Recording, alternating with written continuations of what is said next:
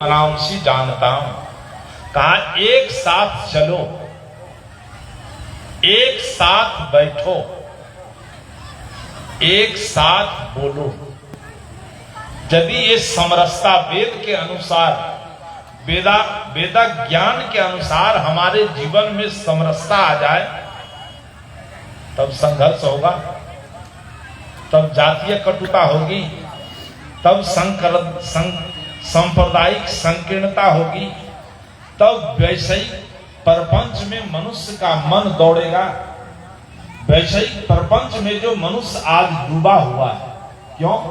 केवल हम अहंकार करते हैं धर्म ग्रंथों को लेकर, सत्संग को जीने का हम अभ्यास नहीं करते। एक व्यक्ति था और वह रोगी हो गया, रोग लग गया। जब शरीर से रोगी हो गया तो बहुत डॉक्टर के पास गया। डॉक्टर कहा कि तुम्हारा इलाज हमसे संभव नहीं है। एक डॉक्टर वेलोर में मिला, उसने कहा कि इलाज है, लेकिन एक काम करना पड़ेगा। कहा क्या? कहा तुम जहां जाओ धरती पर पैर नहीं रखना है तुमको। संभव है? कहा कि पैर धरती पर नहीं रखना है, जमीन से तुम्हारा पैर स्पर्श नहीं करे। कहा तब? कहा जहां चलो तो उस धरती पर चमड़ा बिछा करके चलो। यदि इतना करोगे तो तुम बच पाओगे, इतना नहीं किया तब तुम्हारे लिए कोई औषधि नहीं। वह रोगी बहुत जगह भटका, कहीं समाधान नहीं। अब देखा कि इसका समाधान कहीं संभव नहीं है। जब यह देख लेता है तो अंतिम समय में याद आता है किसका? सब देवी देवता मंदिर से, भुआ भवानी से, राम कृष्ण से जब हार जाता है, तब उसकी एक आस जगती है कि एक व्यक्ति बचा हुआ है। कौन? कहा साधु संत। साधु पर निगाह पड़ गया, वह जीवन से हारा हुआ व्यक्ति था। उस साधु के पास बैठ गया, निवेदन किया नमन करके कि बाबा अब हमारा जीवन बचेगा नहीं, अब मेरी मृत्यु निकट है। कहा क्यों? कहा रोग ऐसा है कि अब हम बचेंगे नहीं।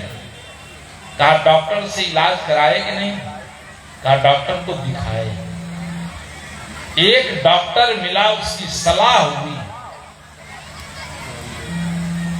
कि तुम बच तब सकते हो जब तुम्हारा पैर धरती से स्पर्श नहीं हो। कहा तब? कहा जहां जाओ पूरी धरती पर चमड़ा बिछा हुआ, चमड़ा वृत्त धरती हो, वहां पर पैर रखना है। चाहे मंदिर में जाओ, शौचालय में जाओ, भोजनालय भी हो, ऐसा हम कर नहीं सकते हैं, अकिंचन है। अब तो मनमोहन सिंह और मोदी जी भी। संत ने कहा कि बेटा, संत के पास युक्ति होती है, संत के पास ज्ञान होता है। कबीर साहब ने कहा कि पारखी से संग करो गुरुमुख शब्द विचार। पारखी संत गुरु का संग मिल गया। कहा बेटा चिंता मत करो। कहा तुम गरीब हो तो हमारे झोले में पैसे हैं, झोली में जो धन है, पर उपकाराय सताम विभूतिया। संतों के पास जो धन है वो दूसरों के उपकार के लिए है। तुम्हारे पास पैसे नहीं है तो मेरी झोली से पैसा ले और निकाल करके लेकर चले जाओ। कहां? तो बारह हाट में, जहां मोची होगा, वो जो जूता बनाने वाला है उसको कहना कि भैया 2 जोड़ा चर्म का जूता बना करके दे दो। और वह चमड़े का जूता पैर में लगा लोगे, जूता पहन करके जहां जाओ वहां तुम्हारे लिए चमड़ी बिछी हुई है और तुम स्वस्थ हो जाओ। कल्याण हो गया कि नहीं? उसी तरह हम सत्संग करें, भंडारा करें, सब कुछ करें, करते हैं, लेकिन सत्संग के प्रति आस्था नहीं है, सत्संग को हम जीते नहीं हैं, तो परिणाम क्या होता है कि जब सत्संग को हम नहीं जी सकते हैं, सत्संग को जीने की कला नहीं आई, ग्रंथ को जीने की कला नहीं आई, उसी के बदले सांप्रदायिक संघर्ष होता है कि सत्संग को जिस समय से जीना शुरू कर देंगे उसी समय से हमारा कल्याण होगा। और सत्संग को जीने से पहले सत्संग को सुनना आवश्यक है। सुनने के समय हम सावधानी नहीं बरते, हम सत्संग सुनने आए हैं, कुछ क्षण यहाँ बैठेंगे तो घर के धंधों को दूर होना चाहिए। एक बार मैं गुरुदेव जी के साथ नेपाल में था और एक माता जी सत्संग में आई थी और उसका बेटा शराबी था, बहुत दुखी रहती थी, लेकिन सत्संग को इतना जीती थी कि वो समझती थी, सत्संग में आकर के समझ गई थी कि संसार का सारा संबंध झूठ है, सारे संबंध एक दिन मिट जाने वाले हैं, ये संबंध केवल शरीर के सहयोग के लिए है। वो सत्संग में समझ गई थी। एक व्यक्ति आया, ऐसे भरी सभा में आगे ही बैठी थी, एक व्यक्ति ने आकर कान में सूचना दिया, आपका बेटा एक्सीडेंट कर गया है। यहां सूचना मिल जाए तो क्या करेगी? यहीं से रोएगी कि नहीं? बोलो, यहीं से रुलाई शुरू हो जाएगी। लेकिन सत्संग को ऐसे जीती थी कि आंख चेहरे पर मलिनता नहीं आई। गुरुदेव जी बोल रहे थे, चुपचाप उठ करके चली गई। हॉस्पिटलाइज कराकर बच्चे को प्लास्टर करा करके शाम में लौट करके फिर आई सत्संग में। कुछ गुरुदेव जी ने पूछा कि तुम कभी ऐसा करती नहीं थी कि बीच में ही सत्संग से उठकर चले जाएं? जब तक सत्संग समाप्त नहीं होती थी, न दूसरे की बात सुनती थी और न कुछ बोलती थी, केवल चुपचाप सुनती थी। आज कौन सी ऐसी दुर्घटना हो गई? रोने लगे। गुरु जी, एक अभागे हम हैं कि माता पिता ने जन्म दिया, बढ़िया संस्कार दिया, संतों का सानिध्य पाकर के हमारा संस्कार तो पवित्र था, लेकिन जिस घर में हमारी शादी हुई उस घर का वातावरण सही नहीं, और वातावरण सही नहीं रहने के कारण हम जी रहे थे। इसलिए जी रहे थे कि हम समझ रहे थे कि संसार का संबंध झूठ है, केवल सहयोग के लिए हम जी रहे थे। जो वैवाहिक बंधन में हमारा जीवन बंध गया, उसी बीच से हमारे कोख से एक अभागा पुत्र जन्म लिया। यही शब्द है, एक अभागा पुत्र जन्म लिया, वही एक्सीडेंट कर गया था, शराबी हो गया। कान में आकर के कहा, हम चुपचाप उठकर चले गए उस अभागे के चलते। यदि वह पुत्र नहीं हुआ होता तो हमारा सत्संग नहीं छूटता। उस अभागे पुत्र के मोह में हम उठ करके चले गए थे, प्लास्टर करा के घर में रख दिए हैं, तब फिर आपके बीच आए। ये है सत्संग को जीना। हम सत्संग भी करने आए हैं, अब बात भी कर रहे हैं, परिवर्तन होगा। सत्संग में आए हैं तो सारी मान्यताओं को छोड़कर, सारे व्यवहार को छोड़कर कुछ क्षण के लिए, क्योंकि 24 घंटा सत्संग नहीं होता, 3 या 4 घंटे का सत्र सत्संग का है। 4 घंटे के बाद फिर व्यवहार करो, बात करो। अब कोई बात करने वाले हो तो उसको अलग रहना चाहिए, व्यवहार की बात अलग में, मंच पर नहीं। इसलिए मेरा विषय बक्षमान दूसरा था, तो मैंने कहा संसार की सारी चीजें झूठ है, लेकिन जो झूठ है वही हमको सत्य के तरह लगता है। शरीर झूठ है कि सांच, यहीं से शुरू करिए कि जिस शरीर को पाकर के अहंकार कर रहे हैं, जिस शरीर को पाकर शरीर को सजाने का काम करते हैं, इस शरीर की सजावट रहेगी। भगवान आदि शंकराचार्य ने कहा किंग भूषणाद भूषण मस्त शीलम। कहा भूषणों में सबसे उत्तम भूषण क्या है? इस शरीर को देख करके हम शरीर को इतना ढंग से सजाते हैं। एक बाल है, बाल कितना कटिंग आ गया, लगभग 50 वर्ष से अधिक उम्र हो गई है, 55-60 के बीच है, इतना कटिंग आया बाल का। लड़कों के बीच, लड़कियों के बीच पता ही नहीं चलता है इस बाल को हम कैसे रखें। और बाल जब सफेद होने लगता है तब फिर चिंता होती है कि बाल में सफेदी आ गई, अब तो शरीर बूढ़ा की तरह लगेगा। पत्नी को भ्रम नहीं हो जाए कि हम बूढ़े हो गए हैं, तो रात में ही उठ करके बाल में पॉलिश करता है कि बाल काला रहे। काला बाल रहेगा, देखते हैं कितना हो प्रयास करता है तो बाल में सफेदी रह ही जाती है। कबीर साहब ने कहा कि कोटि की यतन करो यह तन की, कोटि की यतन करो यह तन की, अंत अवस्था धूरी।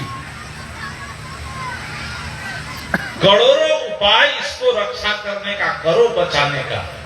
खूब तेल साबुन लगाओ, खूब बढ़िया से सजाओ, लेकिन एक दिन धूल में मिल जाएगा कि नहीं? एक दिन यह धूल में मिल जाएगा। किसी कवि ने कहा है,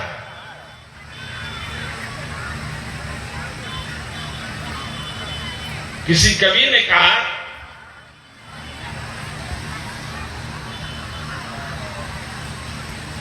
कि यह शरीर क्या है? कहा शरीर एक मिट्टी का ढांचा है, और इस मिट्टी के ढांचे में क्या क्या है? हड्डी है, ईंट समझिए उसको, उसमें जोड़ है, कैल्शियम एक केमिकल आता है, जोड़ है, जोड़ के चलते शरीर फ्लेक्सिबल होता है। जैसे गाड़ी में ग्रीस करते हैं तब गाड़ी फ्री होता है, हैंडल स्टीयरिंग फ्री होता है, उसी तरह हर एक जोड़ में एक केमिकल है, जिस केमिकल के चलते समूचा शरीर का जोड़ फ्लेक्सिबल है। खून इसके गारे हैं, ईंट इनकी हड्डियां, चंद श्वासों पेट की है ये ख्याली आत्मा। यह आत्मा चंद श्वासों पे टिकी है। क्या होगा?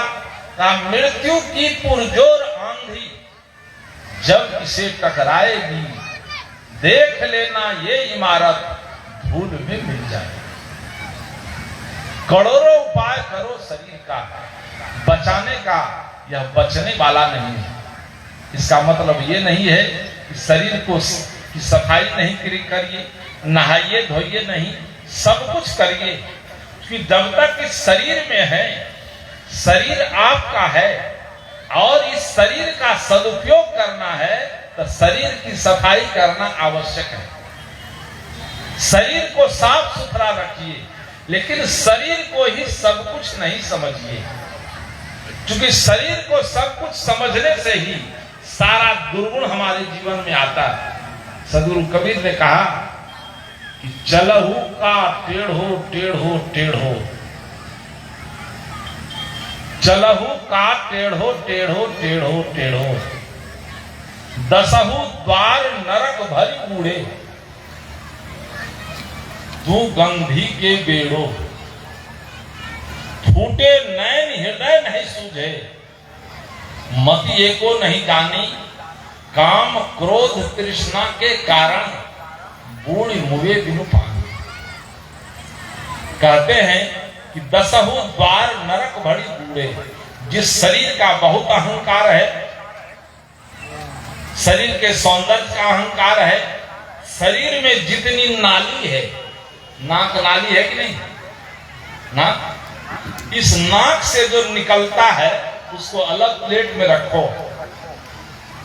आंख से जो निकलता है उसको अलग प्लेट में रखो, कान से भी कुछ निकलता है उसको भी अलग प्लेट में रखो, मुंह से जो कफ निकलता है उसको रखो, पैखाना और पेशाब को अलग अलग रखो। शरीर क्या है? दसहु द्वार नरक भरी बूढ़े, यह शरीर नरक का दरवाजा है, यह शरीर अपवित्र है। इस अपवित्र शरीर को पाकर जो अहंकार करते हो, टेढ़े टेढ़े होकर चलते हो, जीवन में विनम्रता नहीं है, जीवन बढ़िया होगा। इस जीवन में विनम्रता आनी चाहिए। इस शरीर को समझना चाहिए कि शरीर नश्वर है, पंच भौतिक शरीर है, 5 परमाणुओं 5 तत्वों का संगठन है। विज्ञान ने तत्व को भी तोड़ा है, तोड़ करके परमाणु बनाया, परमाणु का भी विखंडन हुआ है नहीं, परमाणु को भी तोड़ दिया तब इलेक्ट्रॉन प्रोटॉन बना। इतना शरीर परमाणुओं के कणों का एक जोड़ है, इस जोड़ को बिखरने में देर लगेगी। जब शरीर कुछ ही क्षण में बिखर जाने वाला है तब करना क्या चाहिए? इस शरीर में रह करके 2 काम, एक आत्म कल्याण का काम और दूसरा सुंदर सभ्य समाज के निर्माण का काम। इस शरीर से 2 काम सब कोई करिए। आत्म कल्याण का काम सब कोई अपना अपना है, ये काम अपने आप करना है, दूसरे के करने से संभव नहीं है। जैसे संसार का काम करने के लिए एक दूसरे के सहयोग की आवश्यकता है। पति है, पत्नी का सहयोग कर सकता है, पत्नी पति का सहयोग कर दे सकती है। समझ लीजिए कि पति खेत में काम कर रहा है, अब पति सुबह चला गया है 5 बजे, पत्नी जलपान बनाती है और रोटी और सब्जी लेकर के खेत पर पहुंच जाती है कि पति भूखा है, 5 बजे से खेत में काम कर रहा है, भोजन बना करके खेत पर पहुंच गई। वहां जाकर पानी लेकर जाती है, प्लेट देती है, थाली देती है कि आप भोजन करिए। पति भोजन करने बैठा, अब पति कर रहा था निकाई पटुए का, पति भोजन करने लगा, पत्नी खुरपी ले लेती है, सोचती है कि बहुत पति धूप में जलता है, थोड़ा सहयोग हम भी कर दें, खुरपी लेकर निकाई करने लगती है। पति कहता है कि छोड़ दो, तुम दिन भर चूल्हा के पास जलती हो, अब फिर आई हो धूप में जलने के लिए, तुम इसको छोड़ दो, यहाँ हम संभाल लेंगे, तुम जाकर घर संभालो। इतना काम चल सकता है कि? और शाम में पति काम करके घर गया है, कार्यालय से घर आया है, पत्नी भोजन बना रही है, छोटे बच्चे हैं, आटा गूंद रही है, पेशाब कर दिया, उधर लैंप को फोड़ दिया, बच्चा हरकत करता है, इस हरकत को देख करके पति को लगा कि पत्नी बहुत परेशान है। पत्नी से कहता है कि लाओ, सब्जी हम सुधार देते हैं, आटा हम सान लेते हैं, तुम सब्जी बनाओ, हम आटा सान देते हैं, रोटी बना लेंगे दोनों आदमी मिल करके, कोई हर्जा है? खेत में पत्नी पति का सहयोग कर दे सकती है और किचन में पति आकर पत्नी का सहयोग कर दे, ये काम तो चल जाएगा, चलेगा ना। लेकिन जब भोजन करने का समय आवे, पत्नी कहे कि दिन भर धूप में आप जले हैं, थके मांदे आए हैं, आपको बढ़िया कूलर लगा करके मोटा गद्दा बिछा दिए हैं, आप सो जाइए, तकलीफ नहीं करिए, 4 रोटी अपना हिस्सा और 4 रोटी आपके बदले हम ही खा लेंगे, आपकी भूख चली जाएगी। ये काम होगा? बोलो ना, ये काम नहीं हो जाएगा। यही समझने की बात है कि संसार के काम में एक दूसरे का सहयोगी बनो और बनना चाहिए, लेकिन जब अपना काम करना है, आत्म कल्याण की बात करनी है, तब पति की साधना पति के साथ और पत्नी की साधना पत्नी के साथ करता है लोग। यहाँ पर बड़े बड़े मारवाड़ी सब, मारवाड़ी को कभी नहीं देखे होंगे मंदिर जाते हुए, वो जो कहते